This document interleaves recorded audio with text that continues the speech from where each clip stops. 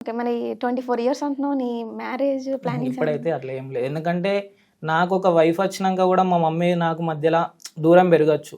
నేను అనేది ఒక లైఫ్లో సెటిల్ కావాలి. సెటిల్ అయినాక అప్పుడు చేసుకుందామని ఆగిన.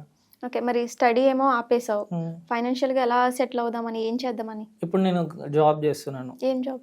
Graphic designer. ఓకే. ఓకేనా? మంచిగా ఓకే. ఇంకా ప్రమోషన్స్ కూడా చేస్తున్నాను కాబట్టి సైడ్ ఇన్కమ్ వస్తుంది. బట్ ఇప్పుడైతే ఓకే బాగున్నాను. ఈ రీల్స్ ఏంటి కరెక్ట్‌గా డాడీ లేనప్పటి నుంచే స్టార్ట్ చేసావా?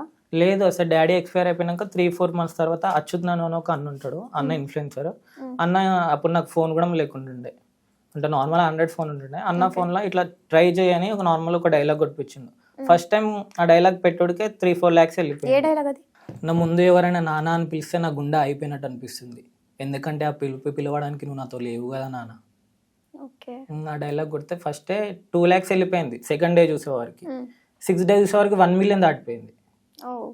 అంటే ఇన్స్టాలో ఫాదర్ కంటెంట్ ఎవరు చేయలేరు, ఎప్పటికి నేనే స్టార్ట్ చేశాను కదా. ఓకే. తర్వాత అన్న ఇట్లా ముందు పడి నువ్వు ఇట్లా ఫోన్ కొనుక్కో అది ఇది అని ఫోన్ కొనుక్కోమని చెప్తే నేను ఐఫోన్ తీసుకొని ఇట్లా రీల్స్ స్టార్ట్ చేసిన.